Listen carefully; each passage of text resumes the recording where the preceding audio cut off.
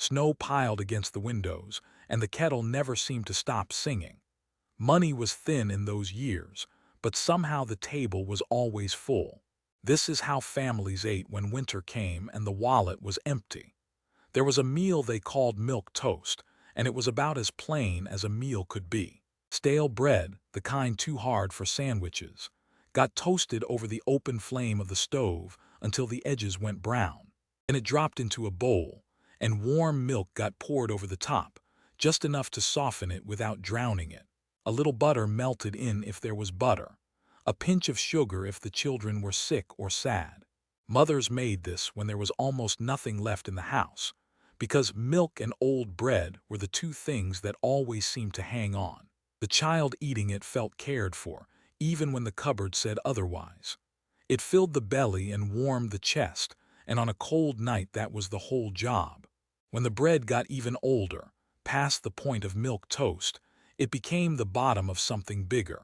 Folks would tear it into a deep pan, layer it with whatever was around, an onion sliced thin, a handful of dried herbs, a splash of broth saved from Sunday's bird, and bake it until the top went crisp and the bottom turned soft and rich.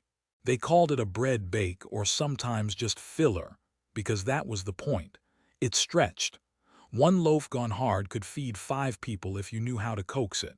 The smell of it baking made the whole house feel like supper was a real event, even when it cost almost nothing. Beans were the backbone of winter, and everyone knew it. A bag of dried navy beans cost next to nothing and sat in the pantry like money in the bank. The trick was the soaking. You set them in a big pot of water before bed, and by morning they had swelled up soft and ready. Then they went on the back of the stove and stayed there, low and slow, all day long. A ham bone went in if a ham had come through the house that month, gnawed clean but still holding flavor in the marrow. By supper the kitchen was thick with that smell, and the beans had gone creamy and thick. People ate them with a spoon, with bread, with anything, and they stuck to the ribs in a way that carried a working body straight through to morning. There was a dish in the poorer kitchens that went by the name of hoppin' John, though plenty of families just called it beans and rice and left it at that. Black-eyed peas and rice cooked down together with a bit of pork fat and an onion. It was filling in the deepest way, the kind of meal that made a hungry child go quiet and content. On the first day of January, eating it was supposed to bring luck and a little money in the year ahead, and folks who had neither luck nor money held tight to that hope. They ate it warm from the pot and let themselves believe. Cornmeal was another pantry survivor, cheap by the sack, and it turned into much more nights than anyone could count. You stirred the meal slowly into boiling salted water and kept stirring, so it wouldn't clump, and it thickened into a soft porridge that could be eaten hot with a little milk and molasses. But the real magic came the next day. Whatever mush was left got pressed into a loaf pan and set in the cold pantry overnight, where it firmed up solid.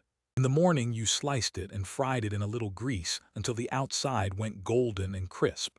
And that fried cornmeal mush with a drizzle of syrup was a breakfast a child would remember their whole life.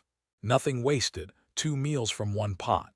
Potatoes showed up at nearly every supper, but one of the cleverest things families did was the potato cake.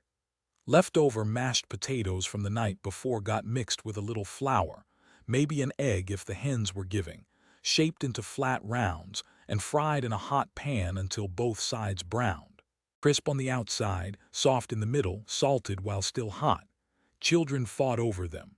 It was the kind of food that took yesterday's tired leftovers and turned them into something everyone reached for.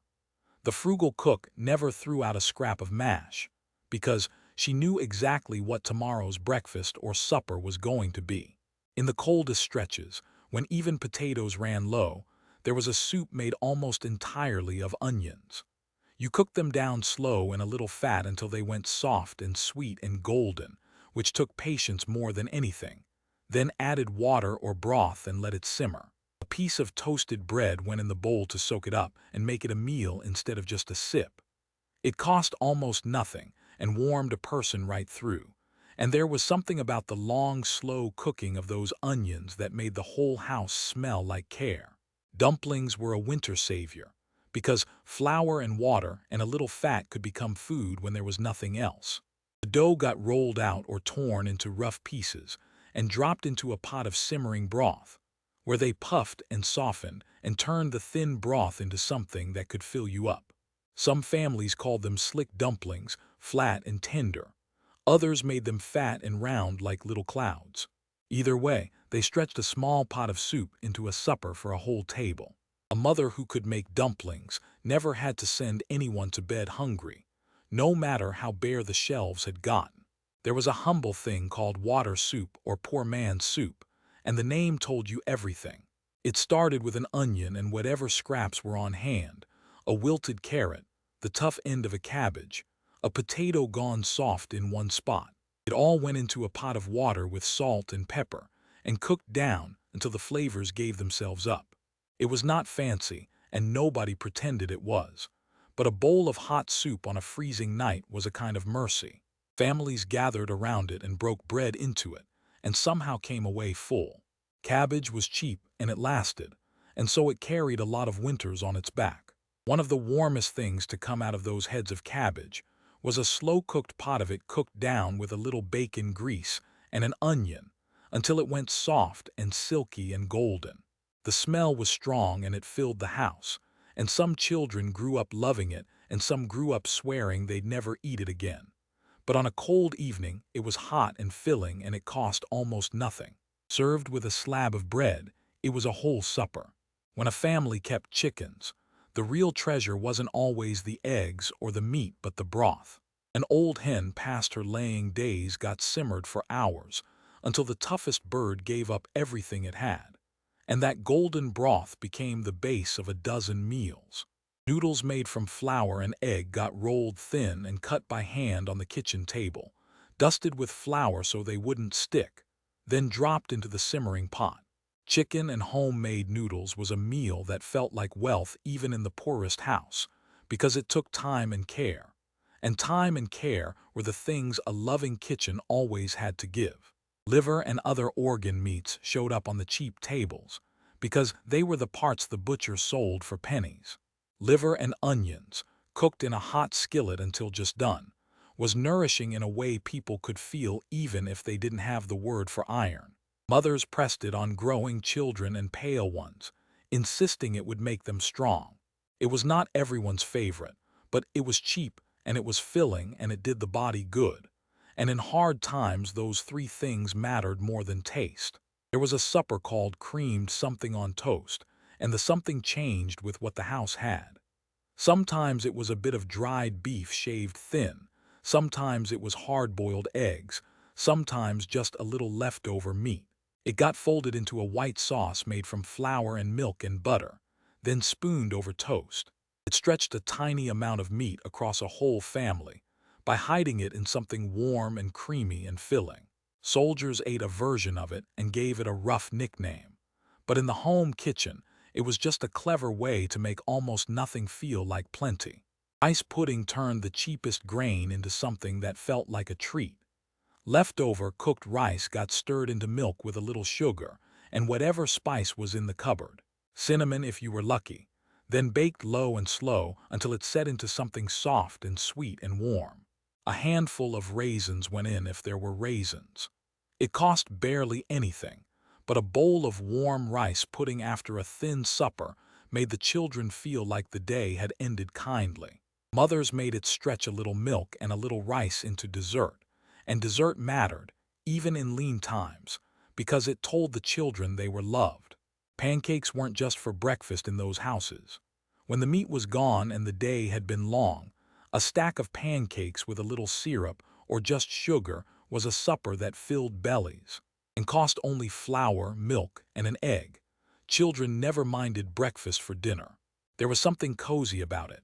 The griddle hot, the batter sizzling, the whole family eating something warm and sweet while the wind beat on the windows.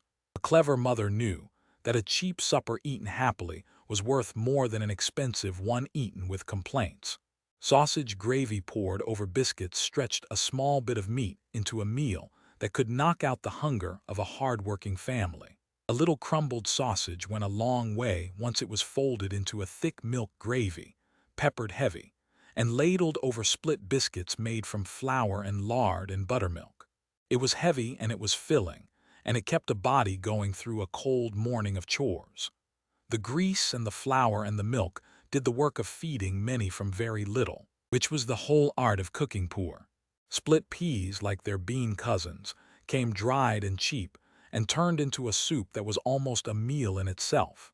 They cooked down until they fell apart completely, and the whole pot went thick and green and smooth. A ham bone or a bit of salt pork gave it depth. People ate it thick enough to stand a spoon in, with bread alongside, and it warmed them from the inside out. A pot of split pea soup could simmer on the stove all afternoon, asking for nothing but a stir now and then, filling the house with the promise of a full supper. When times were very tight, a family might make do with what some called a clean-out-the-pantry hash.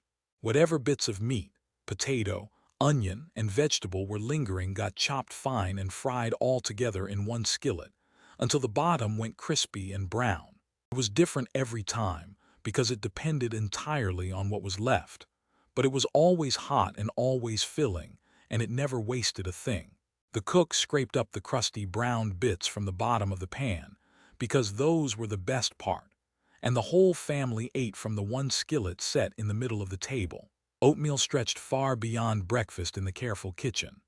Cheap by the sack, it cooked into a thick, warm porridge that filled a child up before a cold walk to school.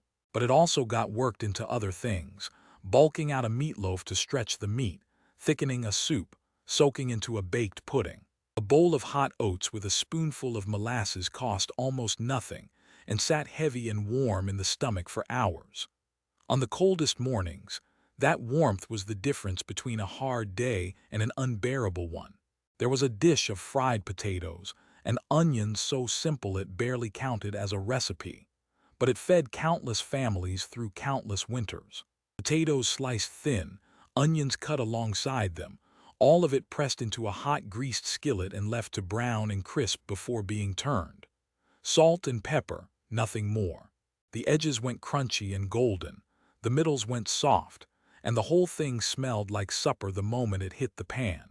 It cost only what the potatoes and onions cost, which was nearly nothing, and it filled a table of hungry people with something they were glad to eat. Cornbread crumbled into a glass of cold buttermilk was a supper all its own in the poorest stretches, especially in the country.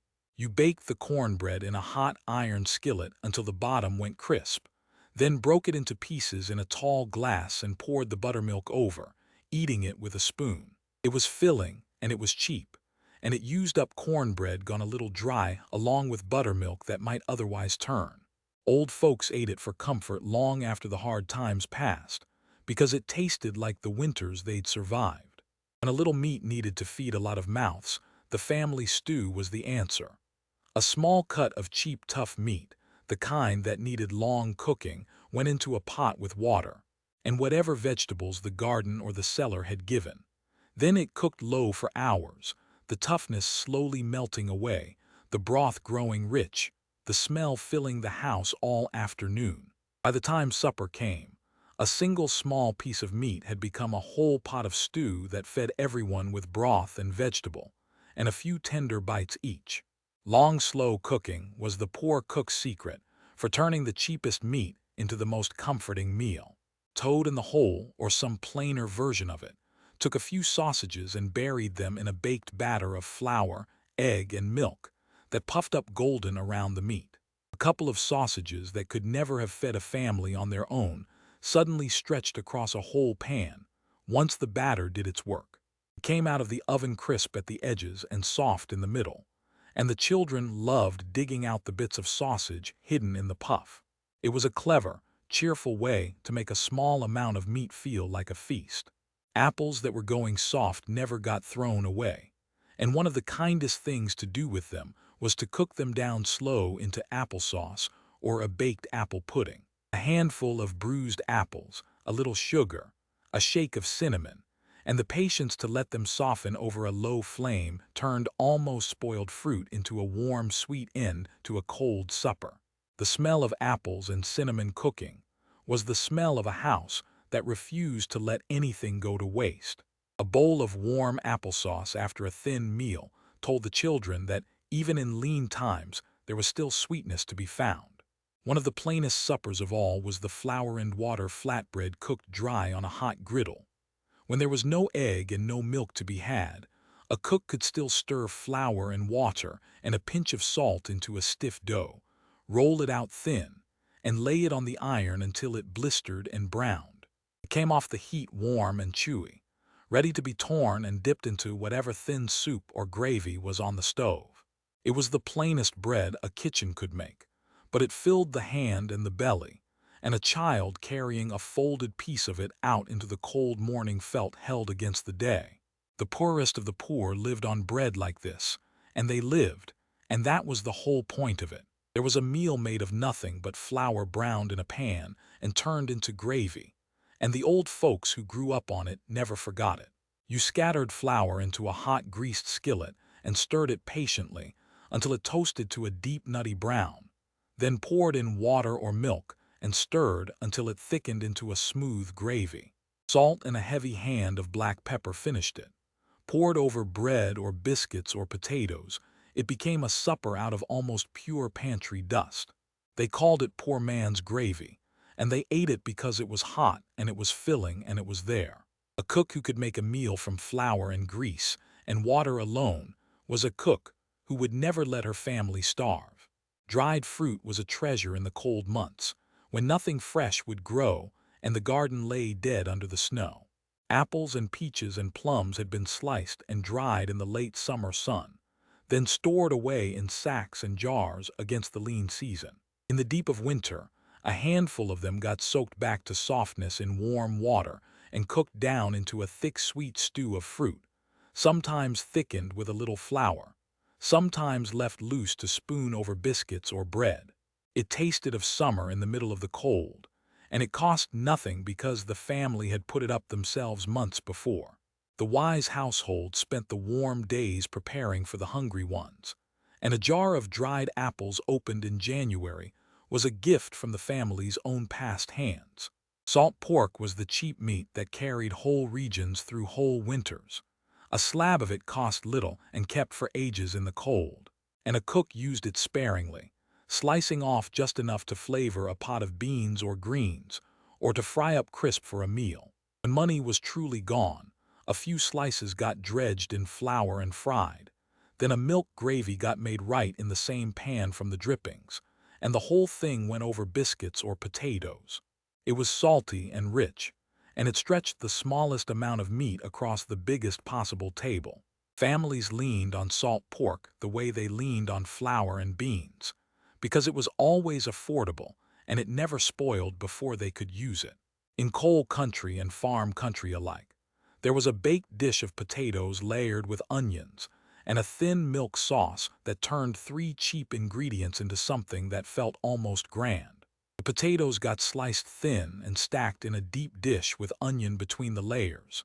Then milk, or a thin flour and milk gravy, got poured over the top, and the whole thing baked slow until the potatoes went tender and the top turned golden and bubbling.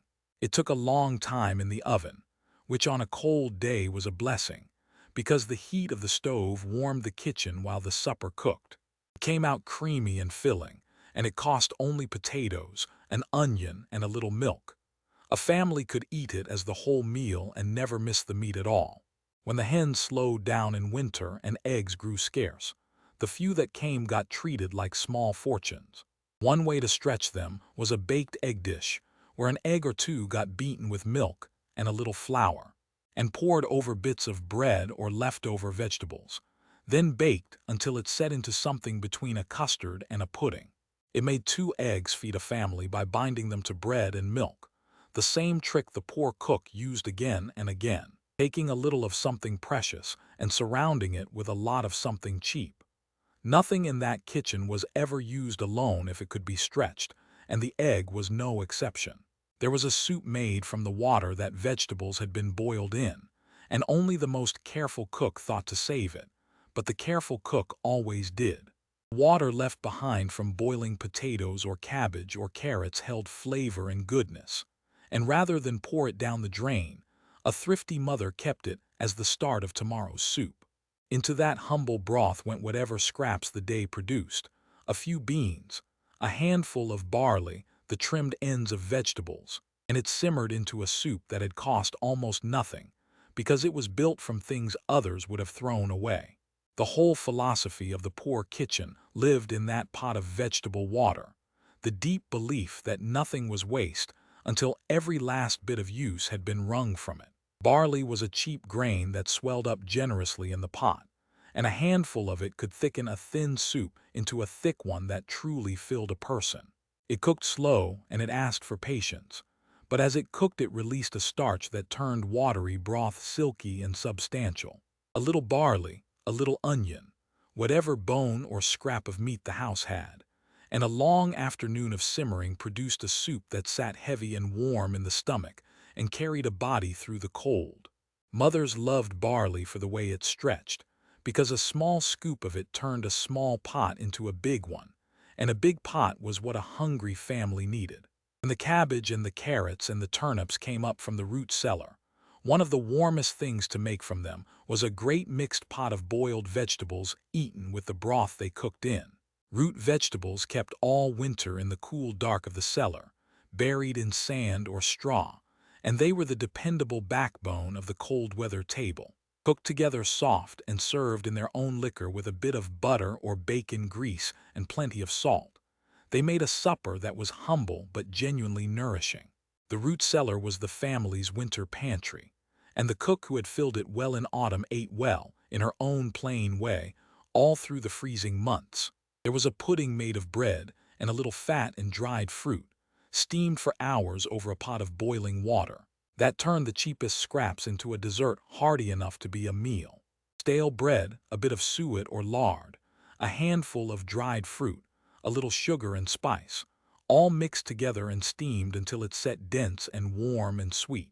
It took a long time, and it filled the house with steam and the smell of spice. And when it finally came out, it was the kind of heavy, satisfying sweet that lined a child's stomach against the cold.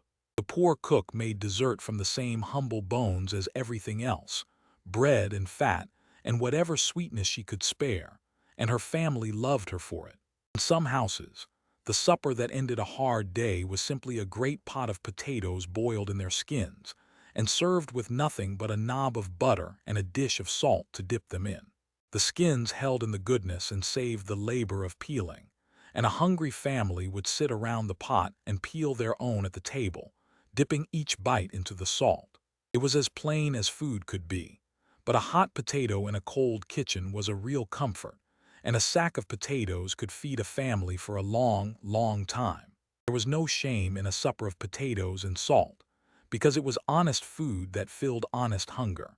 When a bit of milk was about to turn, the thrifty cook never let it go to waste, but worked it into a batter or a pudding or a soft cheese hung in a cloth to drip overnight. That soft fresh cheese, mild and a little tangy, got spread on bread or stirred into other dishes, and it had cost nothing but the milk that would otherwise have soured beyond use. Watching for the moment when something was about to spoil, and catching it just in time, was a daily art in that kitchen. The cook's eye was always moving across her small store of food, calculating what must be used today and what could wait.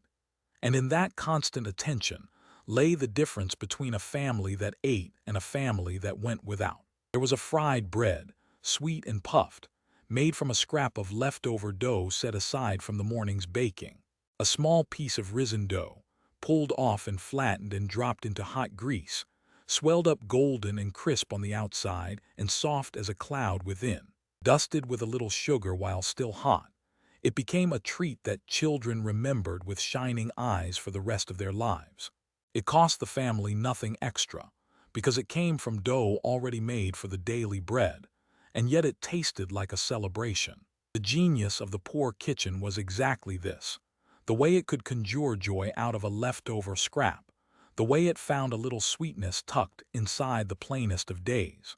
And when nothing else remained, when the beans were gone and the potatoes were gone, and the flour barrel echoed when you reached into it, there was still the kettle and there was still tea or coffee made weak and stretched thin, sipped slow around the stove while the family talked and waited for better days. The grown-ups drank it black, and the children took theirs cut heavily with milk, and a plate of plain bread passed around the circle, and somehow the warmth of the cup and the closeness of the bodies, and the low talk made even an almost empty cupboard feel survivable. That was the truest thing those winters taught, that food was never only about the food, that a thin supper shared in a warm kitchen was richer than a feast eaten alone. These were the meals that carried families through the cold and the lean, and the people who grew up on them rarely remembered them as suffering. They remembered the smell of onions cooking slow, the sound of the kettle, the warmth of a mother standing at the stove turning almost nothing into enough. They remembered being hungry sometimes, yes, but more than that they remembered being fed, being gathered, being kept. And long after the hard times passed and the cupboards filled again, it was these plain and humble suppers they found themselves longing for, because what they had really been tasting all along was the quiet, stubborn love of someone who refused to let them go cold or hungry, no matter how little the world had given her to work with.